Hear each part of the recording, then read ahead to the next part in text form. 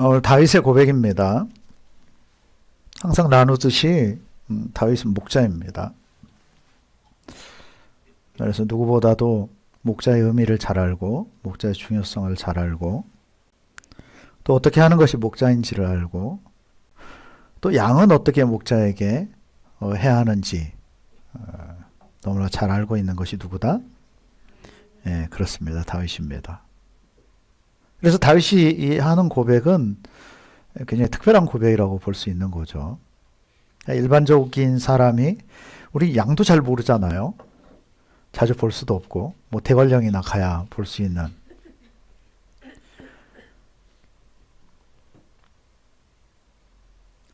그러나 다윗은 목자로 살았고 목자의 마음을 알고 목자의 의미를 알고 목자의 중요성을 알고요.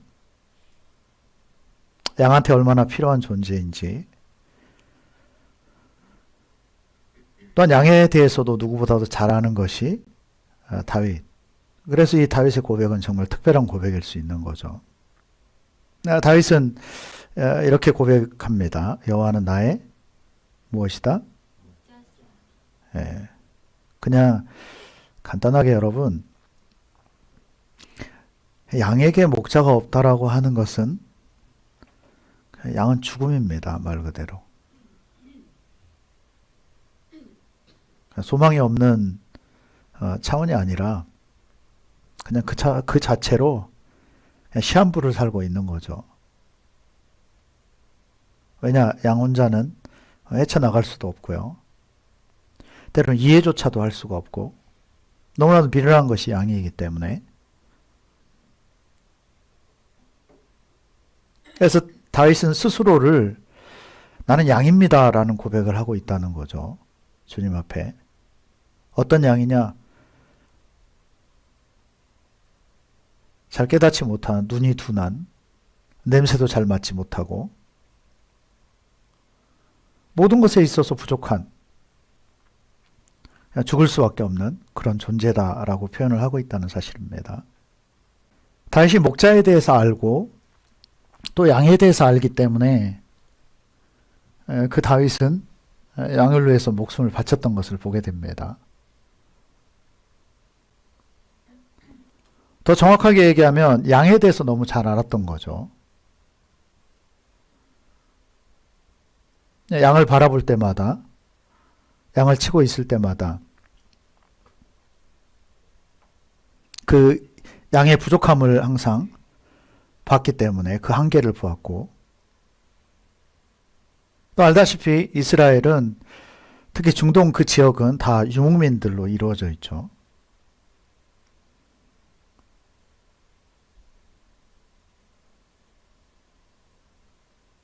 양을 지키는 것이 얼마나 소중한지를 알았고요. 그런 삶을 살아갔던 것이 다윗. 그래서 사무엘이 찾아왔을 때 본인을 찾지 않는 것에 대해서도 많이 생각을 했었을 거예요. 그 이전에 이미. 무슨 소리냐. 고민을 많이 했을 겁니다. 내가 양을 지켜야 될까? 그 자리를 가야 될까? 아버지가 불러주지 않은 것 때문에 그 자리를 찾지 않은 면도 있기도 했겠지만 더 중요한 것은 다윗은 목자로서의 본인의 위치나 목자로서의 그 중요도에 대해서 분명히 알고 있었던 것이 다윗이었다는 거죠. 그때도 그는 양을 지키는 자리에 있었죠. 목자의 책임감에 대해서 알고요. 자, 그런 다윗이 오늘 하나님에 대해서 여호와는 나의 무엇이다? 야, 목자다. 많은 것이 그 안에 담겨져 있는 거죠. 본인의 모든 것이 그 안에 담겨져 있다는 고백을 하고 있는 겁니다. 목숨에서부터 시작해서 모든 것이 그 안에 포함되어져 있는 고백을 하고 있는 거죠. 예, 여러분들이 어떤 이런 사명을 가진 자가 되기를 축원합니다. 예. 다윗이 목자로서 살아봤기 때문에 하나님 앞에 양으로서 또한 존재할 수 있는 거죠. 그런 고백을 할 수 있고 그런 삶을 살 수 있는 것이고요. 그 어린 시절의 그 충성 때 했던 일이 결국은 왕의 자리까지, 더 많은 이들 다스리는 자리까지, 더 섬기는 자리까지 하나님 올리셨던 것을 볼 수도 있고요. 자, 다윗이 이렇게 고백합니다. 여호와는 나의 목자시니 내게 없는 것이 있다. 그 없는 것이 부족합니다. 그럼 다른 말로 다 있는 거라는 고백이죠. 여호와를 나의 목자로 모셨더니 내게는 부족함이 없습니다. 자, 그럼 여러분들에게 질문을 드릴게요. 진짜 다윗에게 부족한 게 하나도 없었을까요? 자, 어떨까요?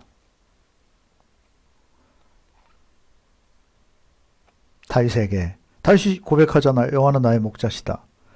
그래서 내게 부족함이 없다. 실제로 다윗에게 부족함이 없었을까요? 연약함이 없고 필요한 것이 더 이상 없고 모든 것이 다 형통하고, 우리가 지난번 요셉에 대해서 살펴봤지만 그 형통했다라고 하지만 한 가지 문제점이 항상 있었어요. 그를 항상 쫓아다니는 문제가 있었죠. 그것은 한편으로 하나님의 권한이기도 해요. 그것은. 그런데 성경은 그를 형통한 자다라고 표현하고 있다는 거죠. 형통하면 모든 게 다 풀어져야 되는데 요셉에게도 있었다 없었다? 있었다는 사실이에요. 그 위에는 그럼 없었을까요? 과연? 그럼 크게 대두되는 문제였던 거잖아요. 그 위에는 없었을까요? 자, 다윗은 어떨까요? 여호와가 나의 목자십니다. 그래서 내게, 우리가 이 시편 13편을 얼마나 아름답게 노래합니까? 노래로 많이 나와 있기도 하고요. 우리가 얼마나 많은 신앙 고백, 이런 고백을 합니까? 그리고 얼마나 이런 것을 우리가 갈망하고 꿈을 꿉니까? 여호와를 나의 목자로 모시면 나에게는 부족함이 없다. 이런 다윗의, 마치 이것을 지을 때 푸른 풀밭의 하늘을 바라보면서 옆에 간식을 놓고 피크닉을 즐기면서 어쩌면 꼭 고백한 고백처럼 보여집니다. 여러분 어떤가요? 여러분이 다윗 입장이 좀 돼봅시다. 과연 다윗은 이것을 고백한 시점에 진짜 얼마만큼 풍성하게 이런 고백을 지금 하고 있을까요?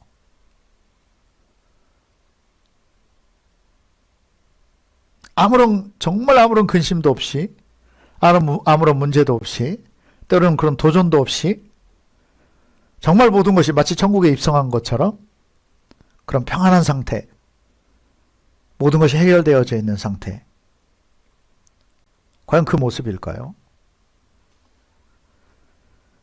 여러분들은 오늘 어떻게 고백을 할 수 있을까요? 다윗처럼 만약에 하나님에 대해서 고백하라고 한다면 여러분들은 어떤 고백을 할 수 있을까요? 우리 현실 보십시오. 신앙생활 하는데 부족함이 있어요, 없어요? 없다는 것이 말이 안 되죠. 여러분 신앙생활 하는데 만족스럽습니까? 괜찮나요?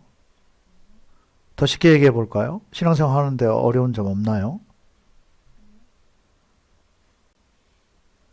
그래서 다윗은 구라예요.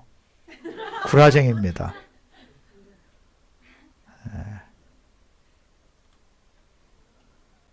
근데 알다시피 다윗이 거짓말할 사람인가? 그건 아니라는 거죠. 다윗에게 그럼 정말 부족함이 없을까? 문제가 없을까? 어려움이 없을까? 없다면 인간도 아닙니다. 오늘 우리가 이 말씀을 살펴볼 때, 이 말씀을 통해서 은혜를 나눌 때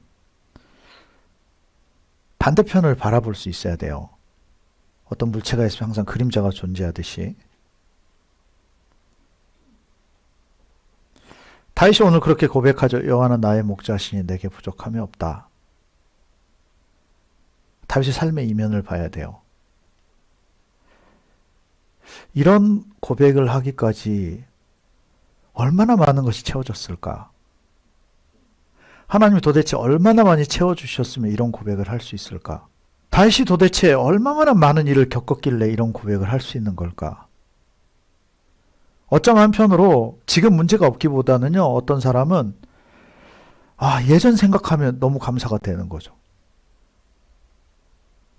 지난 과정을 생각해 보면 이건 아무것도 아닌 거예요. 어떤 상황인지 이해가 되십니까?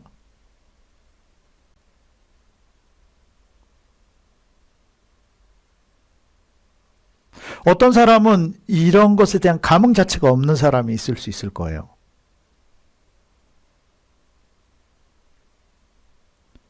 그런 사람은 그냥 하나님과 관계 항상 뜨뜻미지근한 관계인 거죠. 그래서 이런 고백조차 나올 수가 없어요.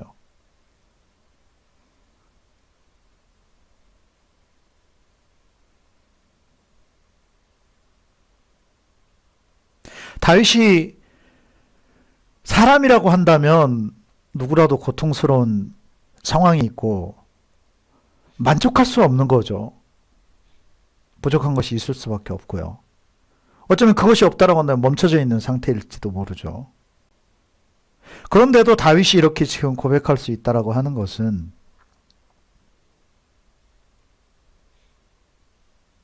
수많은 부족함을 하나님 앞에서 인지해온 사람이라는 것을 알아야 돼요. 수많은 과정을 지나왔다는 것을 알아야 한다고요. 그게 아니면 정적으로 멈춰있는 사람이 있든지. 근데 알다시피 다윗은 멈춰있는 사람은 아니라는 거죠. 수많은 싸움을 싸워왔고 수많은 도전을 양 한 마리 뺏기고 말지 사자 쫓아오고 곰 쫓아갈 정도니까요. 가서 책임지고 끝까지 완수했던 것이 다윗이기 때문에 이렇게 부족함이 없다라고 고백하는 것에서는 수많은 부족함이 그동안 채워져 왔다는 것을 봐야 돼요. 아멘? 다윗의 삶의 이면을 봐야 되는 거라고요. 이것을 우리 삶에 대입할 수 있어야 돼요. 여러분 삶에 정말 하나님의 관점을 가지고 부족함이 없다는 고백을 하고 그런 단계가 된다라고 한다면 그 사람은 수많은 부족함과 싸워왔던 사람이라는 것을 깨달아야 돼요. 아멘? 그게 무슨 소리냐? 멈춰있지 않았고요. 싸워왔고요. 도전해왔고요. 그건 무슨 소리냐? 하나님의 도전을 받아온 삶을 살아왔다는 거죠. 십수년을 기름 부음 받고 나서 쫓김을 당하죠. 수많은 고통을 겪어요. 자살하고 싶은 일반 사람 같으면 충동도 몇 번 일어났을 겁니다. 하나님 원망해도 십수년 동안 원망했을지도 몰라요. 다윗은 그러지 않았습니다. 하나님이 정말 원하는 삶을 살아왔어요. 그는.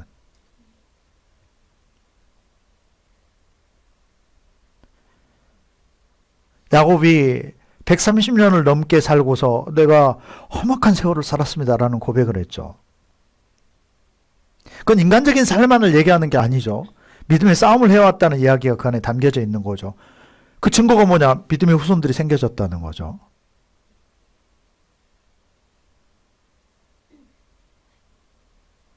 여러분들 삶을 돌아볼 때 지금 부족함이 아주 많이 보입니까? 채워지지 않은 것이 너무 많습니까? 그렇다면 여러분들은 그동안 싸워온 게 아닙니다.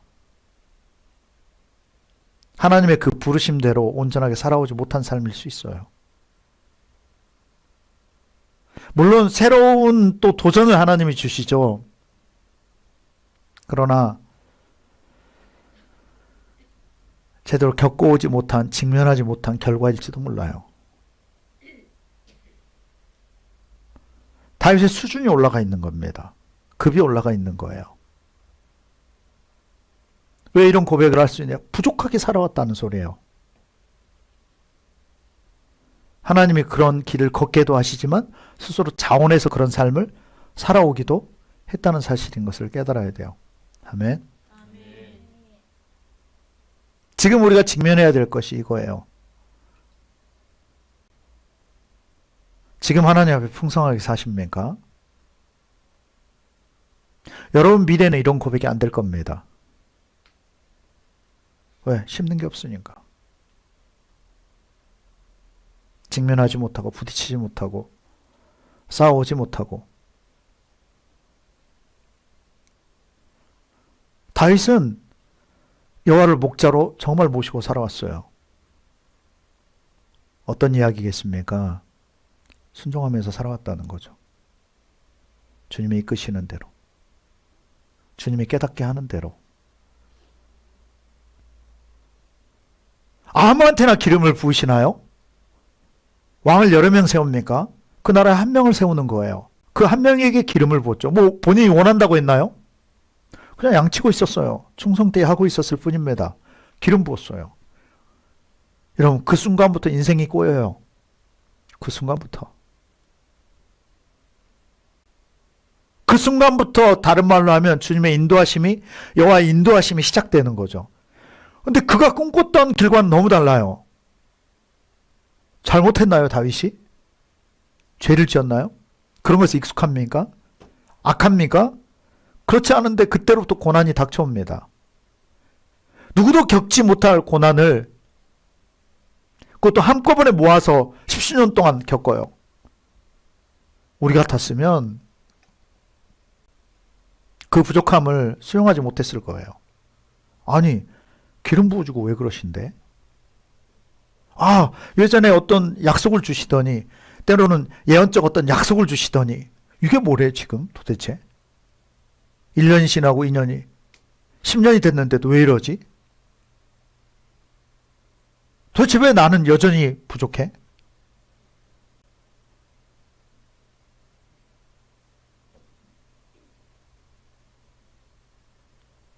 다윗이 지금 부족함이 없다라고 고백할 수 있는 것은요, 진짜 여호와를 목자로 모신 거예요.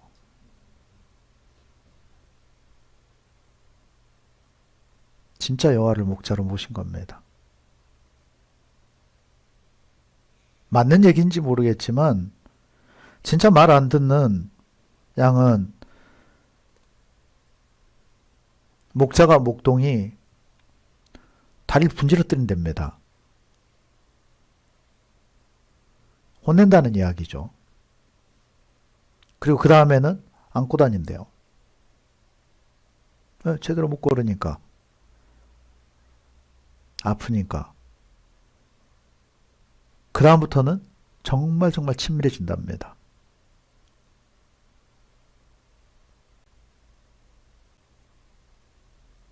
이성적으로 생각해도 뭐 그런 비슷한 사례들이 많이 있잖아요, 우리 주변에.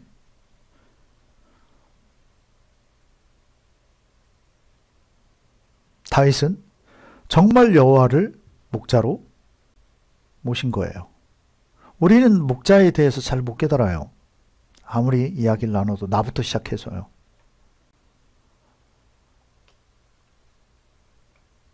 그런 관계성으로 우리 주변에 가까이 나눌 만한 것이 우리 주변에는 별로 없거든요. 그래서 간접적으로 성경에서 지금 말씀하는 것처럼 진짜 다윗은 여호와를, 하나님을 목자로 따랐다는 거죠. 그랬더니 그 결과가 부족함이 없다. 그 얘기는 여호와를 목자로 모시면 진짜 부족함이 없구나. 맞는 생각이죠. 근데 조금 더 우리가 깊이 생각하는 사람이라고 한다면 그 다윗의 모자란 면, 부족한 면을 하나님이 도대체 어떻게 채워오셨을지를 우리는 돌이켜봐야 된다는 거죠. 어떻게 채우셨을까요? 어떻게 채우셨을까요?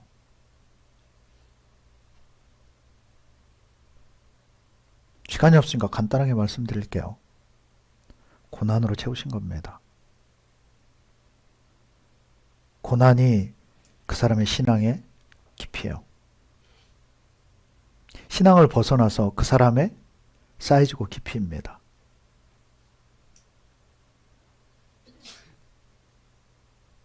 그래서 난 내 주변에 고난을 받는 자가 있으면 안심이 돼요.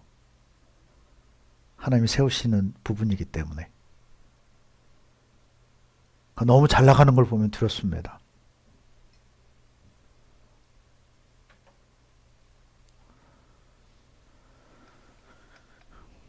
양은 주인의 음성을 알아요.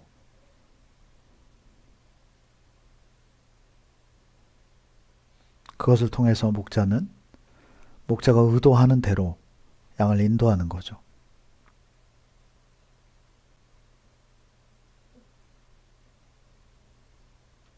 하나님은 그냥 무조건적으로 부족한 것을 채우신 하나님이 아닙니다. 목자가 됐거나 아빠가 되셨던 그분은 그런 분이 아닙니다. 상응하는 것을, 보상하는 것을 원하시고요. 왜냐? 삶을 바꿔가기 원하시기 때문에. 그래서 우리가 오늘 10편 13편 1절을 볼 때 여호와는 나의 목자시니 내게 부족함이 없으리로다 하는, 그렇게 고백하는 다윗의 고백을 통해서 그 삶의 이면을 봐야 된다는 거죠. 우리한테 대입해 봐야 돼요. 나는 과연 그런 삶을 살고 있는가?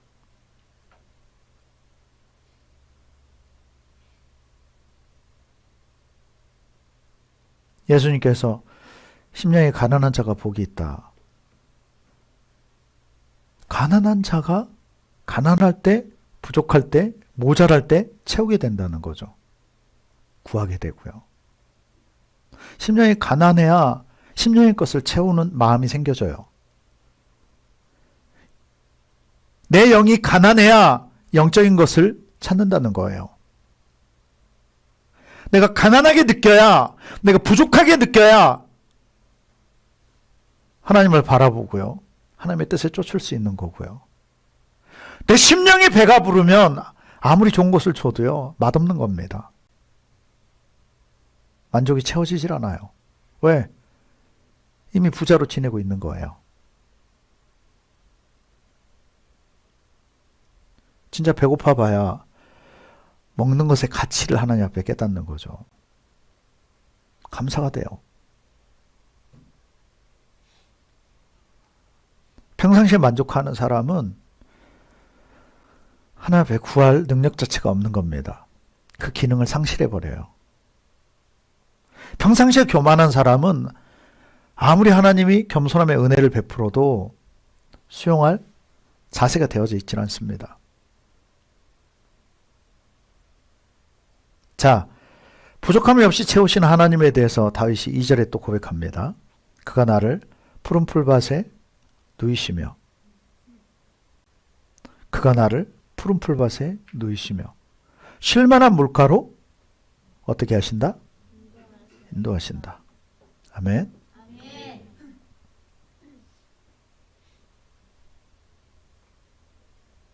그가 나를 푸른 풀밭에 누이시며 쉴만한 물가로 인도하시는도다. 푸른 풀밭으로 데려가시고요. 또 물을 마시면서 쉴 수 있는 곳으로 데려가시고, 내가 지금 얘기하는 것의 공통점을 발견해 보시기 바랍니다.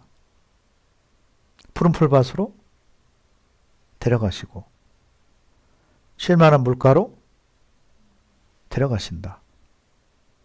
인도하신다.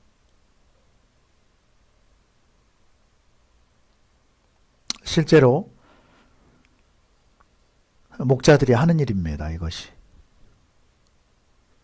겨울에는 먹일 것이 제대로 없어서 푸른 풀밭으로 인도하는데 상당히 먼 시간 동안을 데려가야 돼요. 애들을. 물 먹일 곳이 마땅치가 않습니다. 여러분, 우리 중동 지역 가봤잖아요. 우리나라 같은 환경이 아니잖아요. 뭐 여기 가면 물이 있고 저기 가면 산이 있고 이런 상황이 아니잖아요. 이 말씀을 통해서 그 길의 여정을 우리는 바라봐야 돼요. 우리나라 같은 상황이 아니라니까요. 옆에서 풀 뜯기고 좀 가면 그냥 저쪽에 또랑물 있고 이런 상황이 아니라는 거죠. 아, 지난번에 이스라엘 갔을 때 그 정도는 아니던데요. 그거 다 요즘 물 끌어다가 해놓은 거예요. 벌거벗은이로 있잖아요. 그게 일반적인 모습인 거예요. 먼 길을 목자와 함께 그 양들은 그 여정을 가야 돼요. 시련이 있고 연단이 있고 이게 또 매년마다 반복이 돼야 되고, 가다 안 잡아 먹힌 것에 감사한 거고요. 그곳에 도착한 거, 결국은 그래도 내가 발을 절면서조차도 그곳에 도착한 것에 대해서 지금 감사의 고백을 하고 있는 것과 같아요. 여러 가지 일을 만나지만 결국 그 목자는 결국은 여러분 다윗의 여정을 봐보세요. 기름 부어주고 곧바로 왕으로 안 세웠다고요. 금수저의 길로 보내지 않으셨어요. 그분이 아버지시고 목자신데도 여정이 있다는 거예요. 푸른 풀밭으로 그곳을 향해서 인내하면서 가야 되는 그런 과정들, 광야 생활들,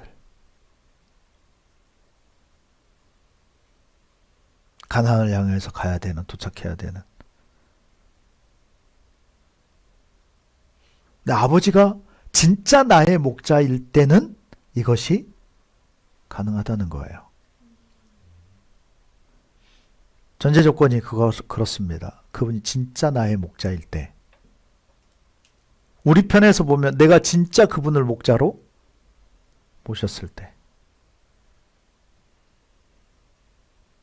때로는 부정하고 싶고 인정하기 싫고 어렵고 그 길을 가기 힘들고 포기하고 싶고, 그런데 그분이 목자기 때문에, 유일한 내 생명을 주관하는 목자기 때문에 그 길을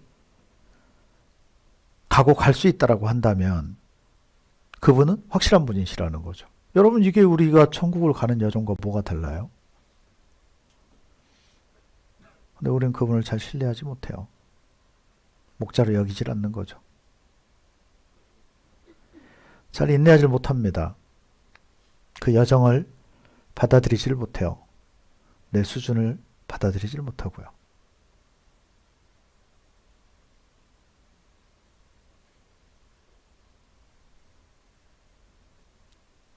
인내로 감당하지를 못합니다.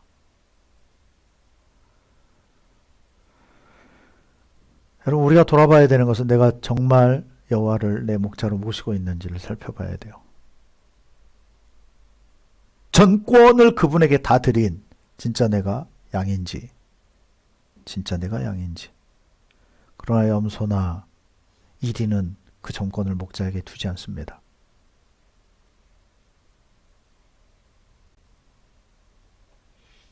내가 진짜 순전한 양인지를 살펴봐야 돼요. 양은 목자의 음성을 듣고 따라요.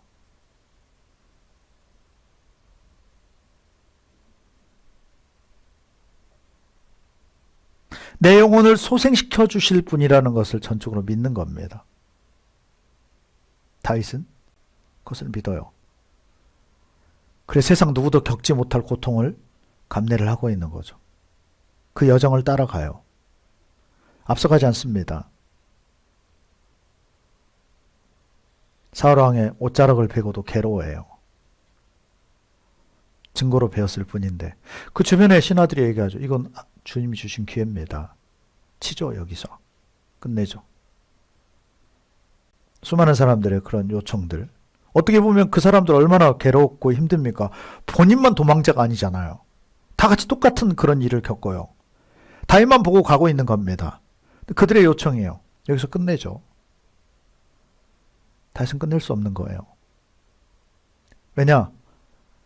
여호와가 다윗의 목자시기 때문에. 그럼 누구의 방법을 선택해야 된다? 여호와 하나님의 방법을 선택해야 된다는 거죠. 이것이 철저하게 다윗의 삶의 기준이고 가치인 겁니다. 무슨 소리냐? 연단이 남았다는 거예요. 나에게 연단이 남았지. 우리가 연단 더 받아야지. 이대로 멈춰 있으면 안 되지. 우리가 그 영광을 취하면 안 되지. 모든 주권이 누구에게 있는 거예요? 여호와 하나님께.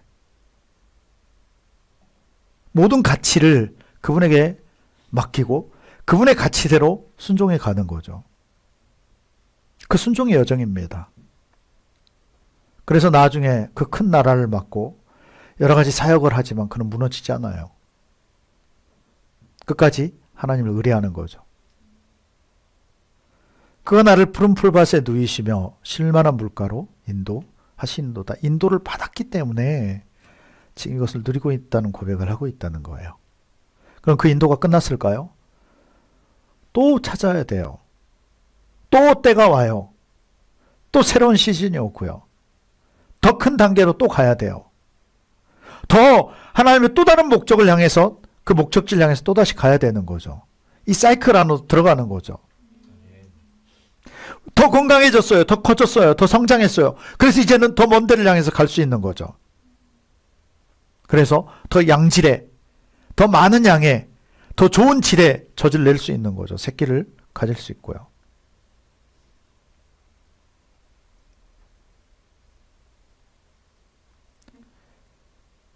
이건 다윗의 고백이에요. 다윗이 삶을 고백하고 있는 겁니다.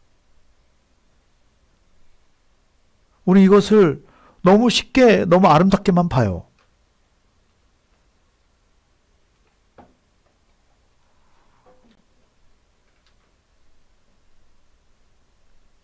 여호와는 나의 목자시다. 내게 부족함이 없다. 이 단어 그냥 그대로만 그 상황은 생각하지 않고요. 다윗의 여정은 생각하지 않고요.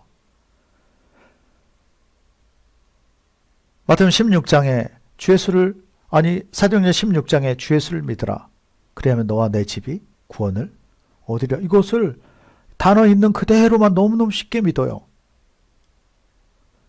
그럼 믿는 게 아니고 생각하는 거예요. 되던가요? 돼요? 그럼 생각해 봐야죠. 내가 진짜 예수 믿는 것인지, 진짜 내가 예수를 똑바로 믿고 있는지.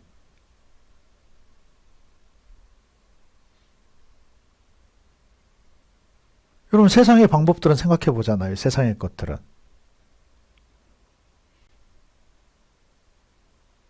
더 나은 방법들을 찾잖아요. 돌아보기도 하고. 말씀이 잘못됐나요? 근본적인 것부터 돌아봐야죠. 가족은 고사하고 나부터 안 돼. 그리고 착각해요. 구원받았다라고.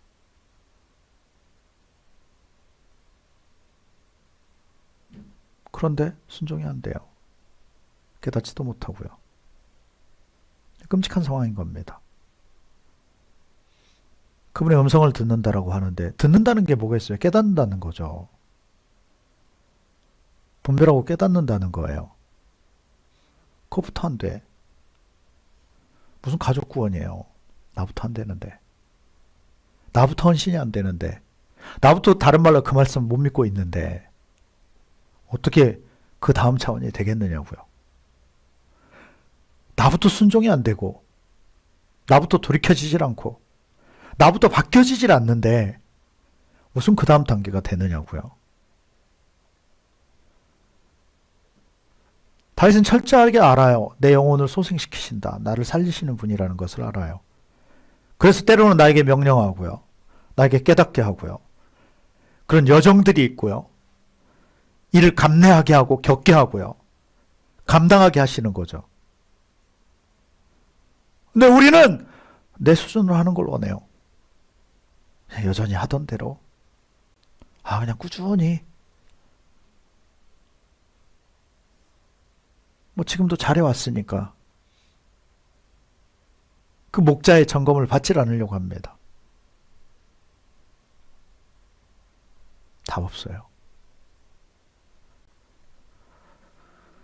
정말 이 말씀을 보면서 말씀의 가치를 가지고 이 시대를 살아가 보려고 하는 에너지 자체가 없다는 거죠. 동력 자체가.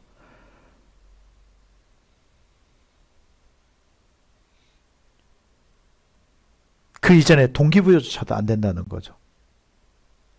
다윗은 철저하게 여러분 함부로 여호와가 내 목자십니다라고는 고백해서는 안 돼요. 지금 말로 바꾸면 어떤 말이 될까요? 지금 말로 바꾸면, 지금 이 시대 말로 바꾸면 어떤 말이 될까요? 성령이 지금 주시는 감동은 여호와는 나의 주인이시니, 이 고백이랍니다.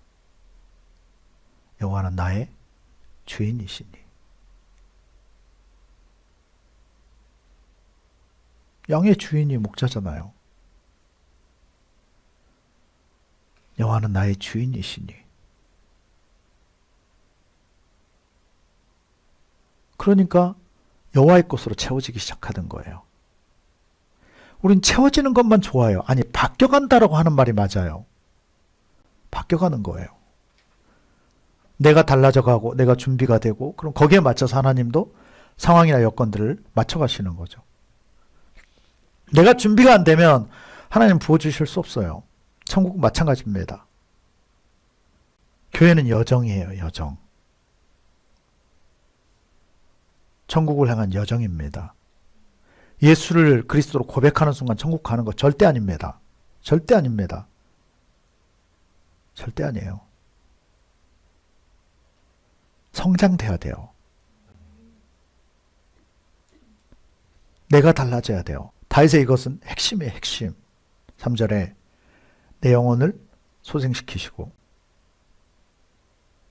자기 이름을 위하여. 자기 이름이 누구예요?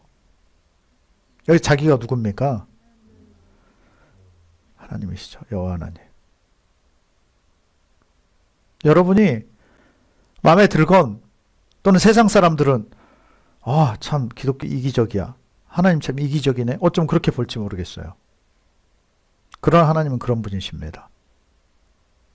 내 영혼을 소생시키시고, 자, 다윗을 살려내셨다는 거죠. 다윗을 연단시키셨어요. 다윗을 세우셨습니다. 그렇게 하신 이유가 뭐냐? 누굴 위해서다? 여호와 하나님을 위해서, 스스로를 위해서다. 자기 이름을 위하여 다윗을 의의 길로 인도하신다. 아멘. 그런데 대부분이 다 자기 중심이에요. 신앙생활을 한다고 하면서도. 자기 생각, 자기 느낌이 더 중요하고, 자기 가치가 더 중요하고, 자기가 깨닫는 게 더 중요하고, 그 한계를 못 벗어나요. 그러니까 점검도 안 되고 성장도 없는 겁니다. 여전히 그냥 그 상태 그대로 가는 거예요. 마이웨이. 본인 길을 가는 겁니다. 이걸 못 깨달아요. 본질을 생각해 봐야 돼. 내가 양인가? 내가 양인가? 내가 이 교회에 진짜 속했나? 근본적 점검이 필요한 거예요.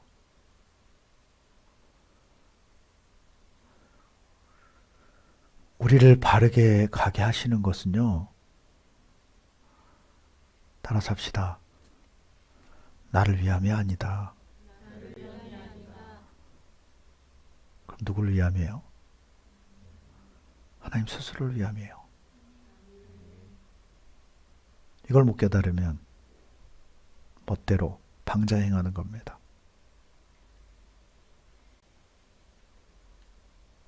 하나님은 하나님 스스로를 위해서 존재하는 분이십니다. 스스로의 이름을, 스스로의 명예를 가지고 사시는 분이에요.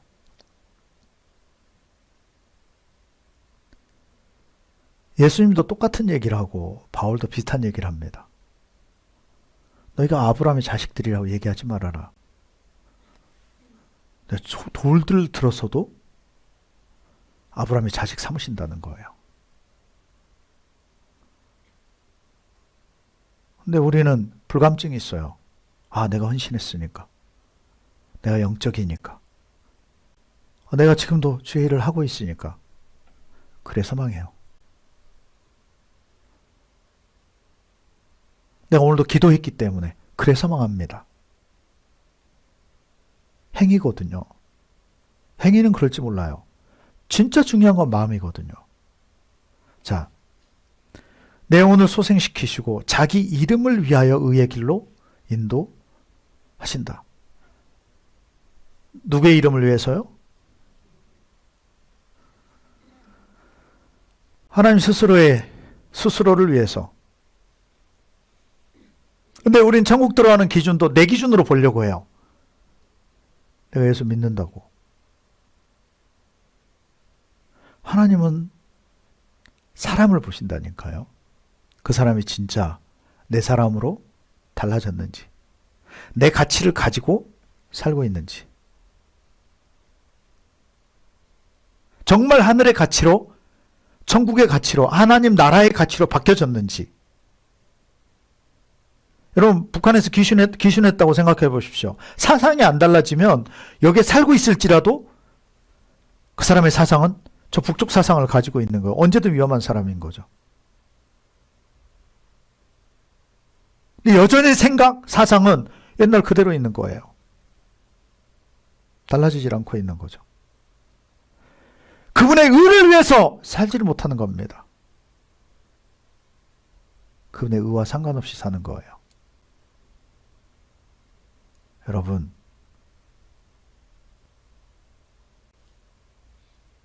그분의 이름을 위해서 우리를 의의 길로 인도하신다. 다른 말로 하면 의롭게 살게 하신다는 거예요. 여러분 삶이 의로우십니까?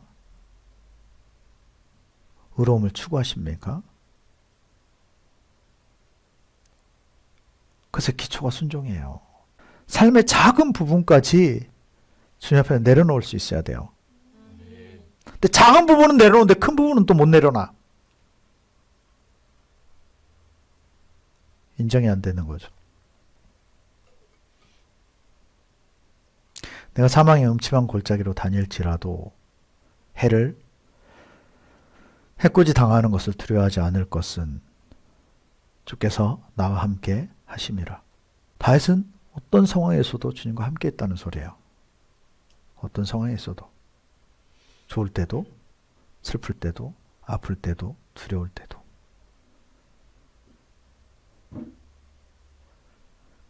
목자가 양과 함께 한다라고 하는 것이 잠깐 있다가 딴 데가 일 보고 이 소리가 아니잖아요. 목자의 시선은 양들에게 가 있어야 되는 거예요. 이게 함께 하는 거죠. 한 마리라도, 어린 놈이라 할지라도. 목자 심정에 대해서 예수님이 말씀하시죠. 100마리의 양을 데리고 있다가 와보니까 한 마리가 안 보여. 99마리를 두고 한 마리를 찾으러 간다는 거죠. 여러분, 세상적인 방법으로 맞지 않는 거예요, 그건. 그 손실을 입더라도 99을 지켜야 맞는 거죠. 그런데 주님은 그 한 마리를 찾아놨어요. 이게 목자의 심정이라는 거죠. 다윗도 그 마음을 압니다. 주님의 마음을 알아요. 오늘도 고통을 겪고 있으면서 그 안에서 주님의 뜻을 찾는 거죠. 오늘은 좀 편안하네. 근데 그 가운데서도 주님을 찾아요. 주님의 마음을 구하고요. 이것은 내 뜻대로, 이건 주님의 뜻대로가 아니라 함께라고 하는 의미가 뭐겠어요? 어린아이한테는, 신생아한테는 엄마가 필요로 하죠.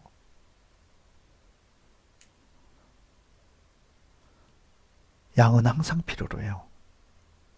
양에게 목자는 항상 필요합니다. 커도 성인이 큰 양이 돼도 성숙되어져도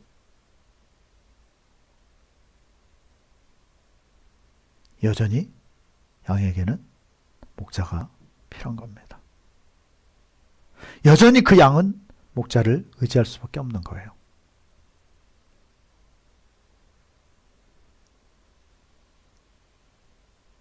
사망의 음침한 골짜기. 거긴 여러분 삐끗하면 끝나요. 잠시 한눈 팔아도 끝날 수 있는 곳입니다. 죽을 수 있는 곳이에요. 다윗은 그래도 두렵지 않대요. 그 이유가 뭐냐? 그분이 함께 하시기 때문에. 여러분, 하나님도 이신전심이에요. 의지하는 사람을 책임지십니다. 아무나 끝까지 책임 안 져요. 그분의 양일 때 책임지신다는 것을 알아야 돼요. 아멘. 이걸 배워야 돼요, 여러분은. 여러분의 사이즈는 고난의 사이즈입니다. 하나님 주시는 고난.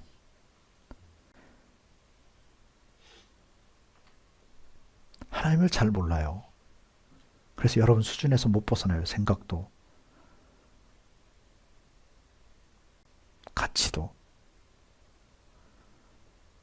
삶의 방법도, 이해가 안 되는 겁니다. 하나님에 대해서. 그만큼 성숙이 되어지질 않고 있는 거죠.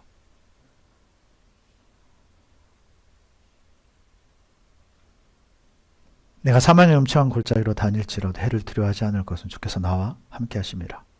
주의 지팡이와 막대기가 나를 안위하시나이다. 막대기는 밖으로 사용하는 겁니다. 지팡이는 안으로 사용하는 거예요. 같은 지팡이도 혼내는 때 쓰여지기도 해요. 때론 목을 확 낚아채기도 하고요. 상황이 이해가 되십니까? 저쪽을 막 가고 싶어 얘는. 뭔지도 모르면서. 그때는 그 지팡이가 막대기가 돼서 때는 후려 패는 거죠. 어릴 땐 차라리 말을 들어요. 크고 나면 못 듣습니다. 되려. 그게 교만이에요. 왜 그런 일이 생기느냐? 하나님의 사랑을 몰라서 그래요. 하나님을 잘 모르는 겁니다.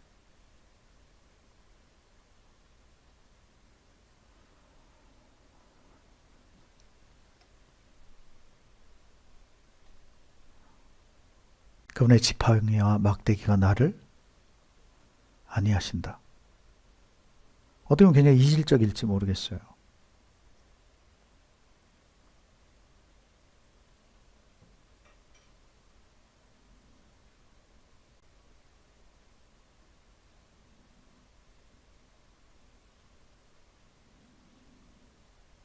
또 하나님은 목자로 모셨을 때 다윗에게 어떠신 분인가? 주께서 내 원수의 목전에서 내게 상을 차려주시고 그 원수의 목전에서 나에게 먹을 것을 제공하시고 내 필요를 채워주시고 이러신 분이 하나님이십니다.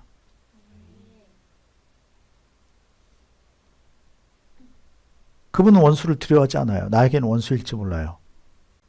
나에겐 감당이 안 될 대상이고 그러한 일일지 모르겠습니다. 그러나 그분은 그런 상황 가운데서도 평안을 베푸신다는 거예요. 하나님은 이 원수를 제거하는 것을 우리는 원해요. 그것이 마치 우리의 답인 것처럼 생각합니다. 하나님의 방법은 달라요. 우리에게 원수 같은 그 일들, 원수 같은 것들, 시험거리들, 감당 안 되는 것들, 그 가운데서도 주님은 우리에게 평안을 베풀어요. 우리는 그 평안을 받는 방법을 배우는 거죠. 우리는 우리가 원수를 그냥 쳐부셔야 돼. 그래야 뭔가 될 것 같아요. 주님은 그것을 원치 않습니다. 그것과 공존하기를 원해요. 그 안에 계시는 하나님을 발견하는 것을 원해요. 아멘. 우리 어떤 상황이라 할지라도 하나님만 보면요. 그거 받아들이는 거 안 어렵거든요. 여러분, 우리가 환경을 바꾸려고 하는 건 안 맞습니다. 우리가 그 문제의 뿌리를 뽑아버리려고 하면 안 맞아요. 수긍해야 돼요. 여러분 삶에 어려운 문제들이 있을까요? 감당이 안 되는 게 있나요? 때로는 신앙생활 하나님께 열심히 해보려고 하는데 안 되나요? 하나님을 보고 찾아야 될 때예요. 하나님께 답이 있거든요. 어려울지라도 순종해 가면서 바꿔야만 돼요. 왜? 그거 안 바뀌면 전체가 다 안 될 거거든요. 앞으로는. 여러분 때를 분별해야 돼요. 하나님 무한정 기다려주지 않습니다. 무한정 은혜를 베푸시는 분도 아니에요. 왜? 그게 내 한계이기 때문이에요. 우리한테는 한계가 있어요. 바뀔 때가 있고요. 주께서 내 원수의 목전에서 내게 상을 차려주시고 기름을 내 머리에 부으셨으니 원수의 목전에서 상을 차려주실 뿐만 아니고요. 이게 다윗의 딱 상황이에요. 다윗에게 사울은 원수와 같아요. 장인어른이면서도 원수와 같습니다. 장인어른이면서 그렇게 대하는 인간이 어디 있겠어요? 다윗처럼 충성된 사람에게 정말 원수처럼 구는 거죠. 그런데 그 앞에서도 주님이 지켜주고요. 평안을 주고요. 채워주시고요. 뿐만 아니라 그 원수 앞에 기름을 부어요. 먹을 것만 제공하는 게 그러니까 감당이 되는 거예요.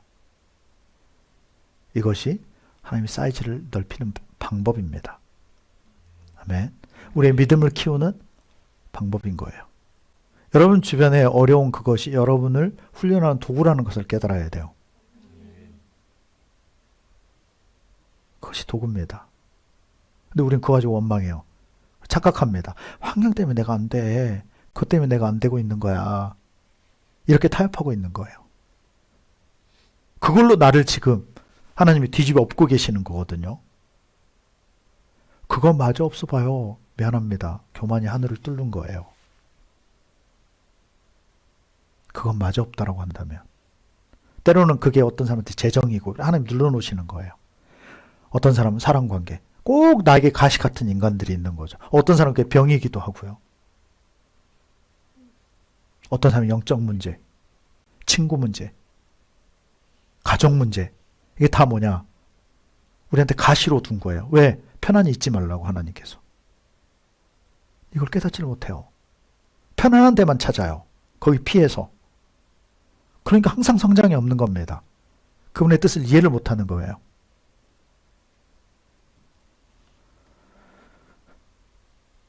다윗은 이것을 너무 잘 알아요. 원수를 없애는 분이 아니라 원수 앞에서 상을 차려주시고요. 먹을 걸 제공하고요. 뿐만 아니고 기름까지 부어주시는 분. 감당이 되도록. 왜? 원수한테 더 당해야 된다는 거죠. 그러면서 정말 틀이 만들어져야 되는 거예요. 의로움의 틀이 만들어져야 되고요. 나의 부족함을 깨달게 되는 거고요. 아멘. 자, 6절 말씀을 같이 읽었으면 좋겠습니다. 시편 23편 6절. 자, 같이 읽겠습니다. 내 평생의 선하심과 인자하심이 반드시 나를 따르리니 내가 여호와의 집에 영원히 살리로다.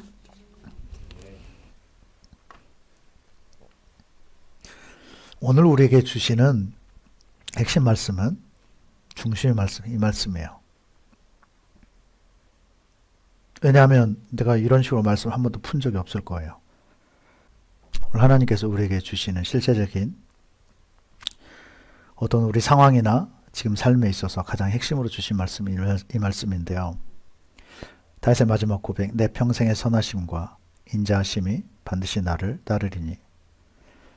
다윗의 평생 동안에, 인생 동안에, 앞으로의 삶 기간 동안에 그분의 선하심과 인자하심은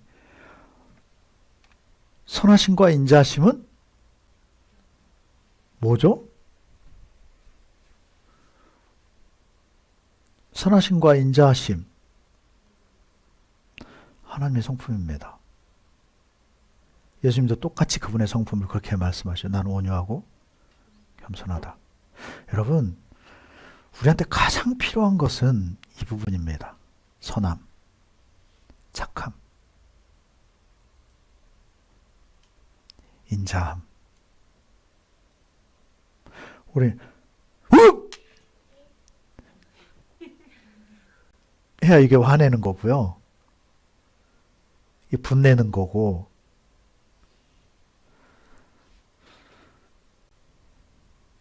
혈기 부리는 거라고 생각을 해요. 우리 그리스도인들이 이 관점을 빨리 바꿔야 돼요. 이건 세상적 관점이에요. 그래서 속고 신앙생활 하는 겁니다.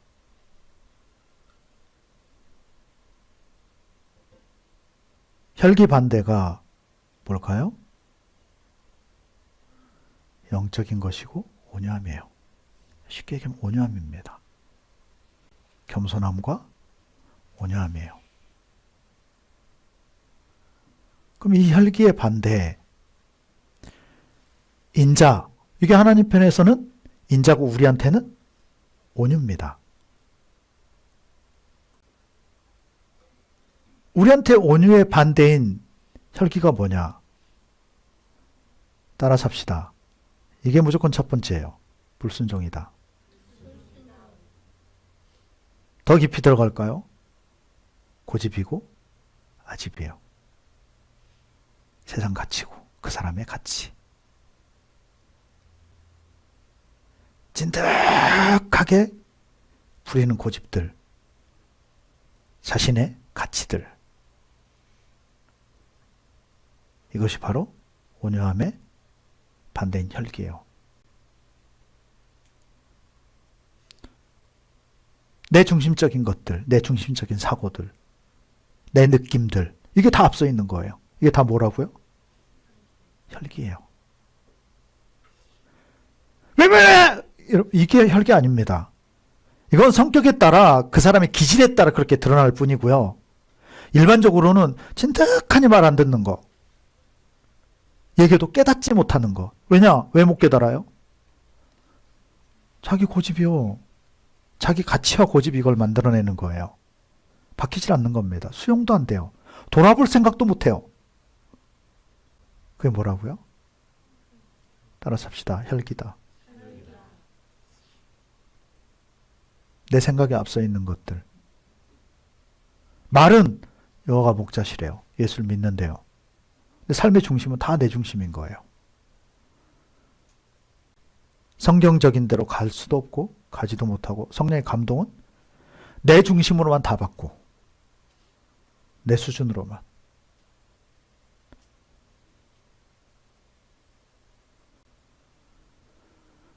그래서 우리한테는 여러 가지 루트가 필요해요. 때론 꿈으로 받을 수 있어야 되고요. 왜? 이성이 너무 센 사람은 이성적일 때 깨어있을 때는 받을 수가 없는 거예요. 이미 잡혀져 있는 거죠. 그게 견고한 진입니다. 어떤 우리의 사고나 어떤 형태들, 우리의 어떤 습관들, 여기에는 다 영적인 것들이 개입되어 있어요. 그것이 파생이 되고요. 우리한테 가장 중요한 루트는 여러분, 마음이 열려 있어야 돼요. 내가 수준 안 될 때가 많거든요. 그래서 어떻게 해야 되느냐? 딴 사람, 영적 사람의 말에 귀를 기울여야 돼요. 그래서 요한계시록의 7 교회를 향해서 계속 성령이 말하게 하는 그 음성을 들을지어다. 귀 있는 자는 성령이 하시는 말씀을 들을지어다. 그래서 그걸 개인한테 안 보내는 겁니다. 그 교회 사자에게 보내요. 다. 이게 하나님의 방법이거든요. 준비가 안 된 사람이 보내봤자 그건 다 묵살되는 거죠. 잘못 해석되고요. 내 평생에 선하심과 인자하심이 반드시 나를 따르리니. 여러분, 다윗의 이 고백을 좀 잘 보십시오. 내 평생에 선하심과 인자하심, 그건 하나님이시잖아요. 하나님에 대해서, 여호와 하나님에 대해서 지금 표현하는 거예요. 그분의 마음을 이렇게 표현하고 있고요. 그분의 마음이, 그분의 성품이 그러신 분이 내 평생의 나를 어떻게 하겠다? 따르신다. 그분은. 하나님과 얼마나 깊은 관계인지를 보여주는 장면이에요. 그분이 나를 떠난다 안 떠난다? 떠난다 안 떠난다? 근데 이게 착각이면 죽음입니다.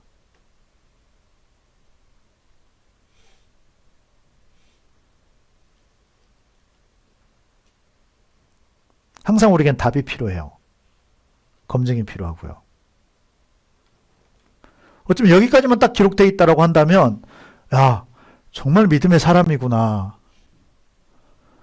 정말 확고하구나. 근데 여러분, 이걸 잘못 가져다 쓰면, 우리가 이 상태로 이것만 가져다 쓰면요, 딱 망가지기 쉽습니다.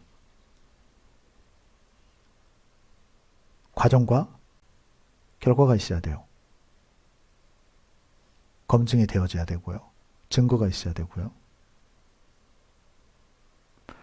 내 평생에, 이거 보통 할 고백입니까? 근데 요즘 이런 고백을 너무 쉽게 해버리죠. 내 평생에 그분의 선하심, 그분의 착하심, 인자하심, 그분의 성품, 그분이 나를 쫓고 나를 따르신다. 이유가 있다 없다? 그걸 봐야 돼요. 이유가 있다 없다? 있다. 근데 우리는 보통 여러분 여기서 잘라 먹으면 이게 뭐냐면 이게 기복신앙이에요. 물질을 추구하는 게 기복신앙 아닙니다. 그것도 비슷한 의미지만 복의 근원에 대해서 어떤 인과관계에 대해서 생각하지 않고 깨닫지 못하고 무조건 하나님 복 주시는 분, 그게 바로 기복신앙이에요. 복을 그냥 추구하고 있는 거죠. 최고의 황금률은 성경에서 그렇게 기록하죠. 대접을 받고 싶은 대로 대접해라. 신고 거두는 법칙을 얘기하고 있는 겁니다.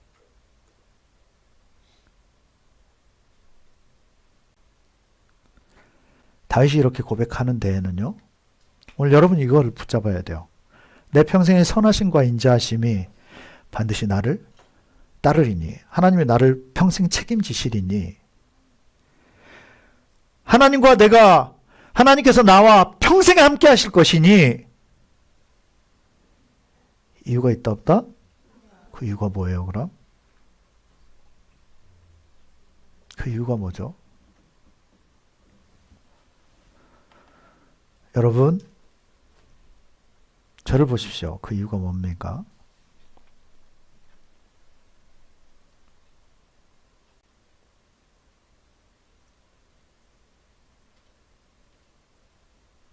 다윗이 거기에 대해서 명확하게 표현하고 있는 겁니다. 내가 여호와의 집에 영원히 살겠습니다. 이게 증거예요.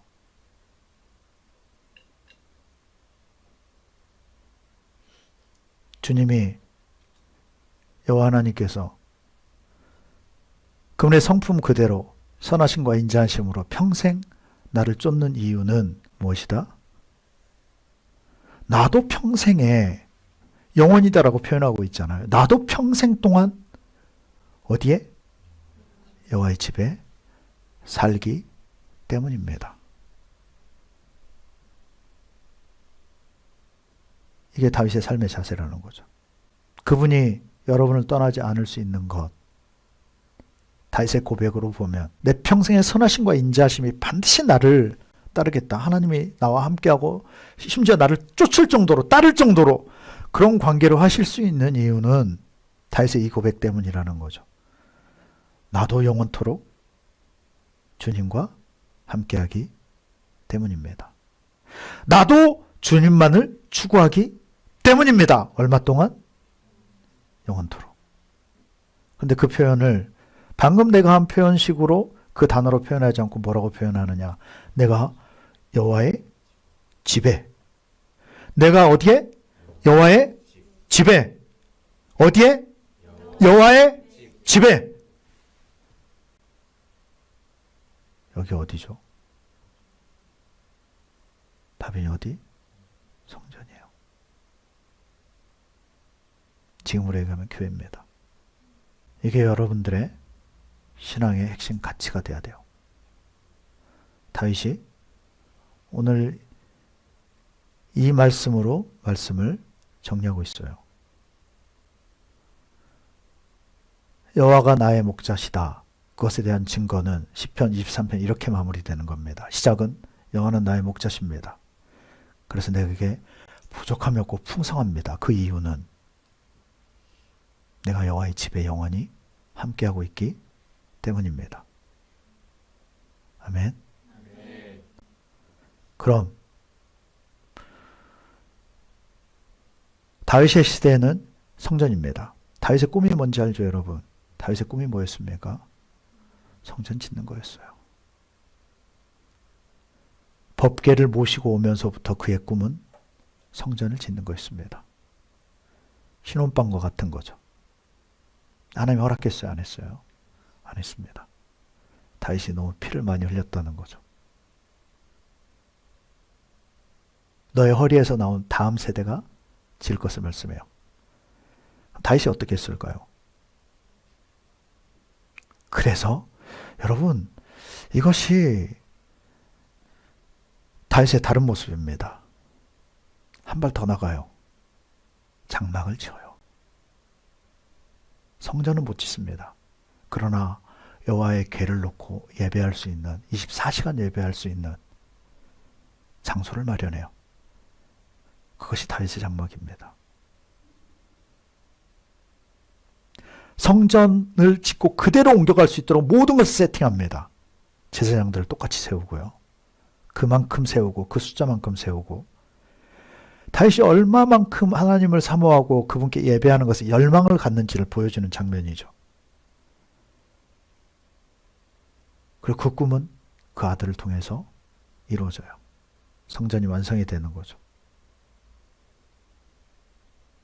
그렇게 성전이 지어져요. 이게 다윗의 꿈입니다. 같은 이야기잖아요. 내가 여호와의 집에 영원히 살겠습니다. 그냥 이게 정말 성전이에요? 성경을 많이 보십시오. 수많은 곳에 나오기 때문에. 특히 성전, 다윗의 아들인 솔로몬이 성전을 주님 앞에 드릴 때 고백들을 쭉 살펴보세요. 그리고 성경의 역사를 살펴보십시오. 그것이 역사예요. 그것이 하나님이 이끌어 하시는 방법입니다. 하나님 앞에 검증해야 돼요. 다윗처럼. 다윗의 오늘 믿음의 고백이 그렇습니다. 내가 여호와의 집에, 거기가 지금으로 얘기하면 어디라고요? 교회. 마지막 말씀까지 보면서 나에게 다가오는 것은 뭐냐면 나는 그렇게 정리해 볼 수 있을 것 같아요.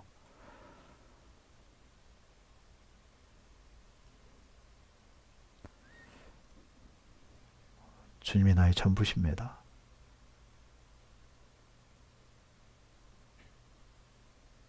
여호와가 내 전부이십니다. 주님이 나에게 채워져 있기 때문에, 여호와가 나에게 채워져 있고 나와 함께하기 때문에 나는 그 이외의 것들은 부족함이 있다 없다? 없습니다. 여러분, 하나님이 우리한테 점검해 주기 원하시는 것은요, 딴 거 아닙니다. 하나님으로 얼마나 채워져 있느냐? 하나님으로 얼마나 풍성하냐? 아멘. 다윗 그겁니다. 지금 뭐가 완벽한 거 아니에요. 채워진 거 아닙니다. 다윗은 명확히 알아요. 주님이 계셔서 여호와를 목자로 모셨더니 나는 더 이상 부족함이 없습니다. 그분을 최우선으로 모시고 있나요? 우리 속담에 그런 속담이 있습니다.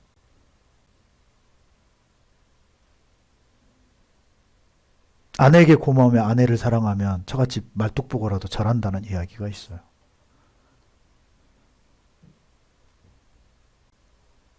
난 그걸 개인적으로 그것이 교회라고 생각합니다. 우리에게. 정말 하나님께 감사가 됩니까?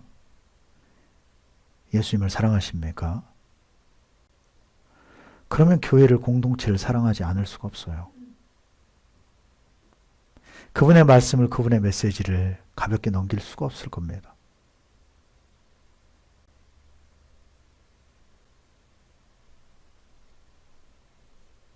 증거를 봐야 돼요. 다윗처럼. 내가 여호와의 집에 영원히 거하겠습니다. 내가 여호와의 집에 영원히 살리라. 살겠습니다. 그래서 주님은 나를 떠날 수 없습니다. 내가 여호와의 법에, 하나님의 법에, 그리스도의 법을 떠날 수 없는 자입니다. 그래서 그분도 나와 함께 하십니다.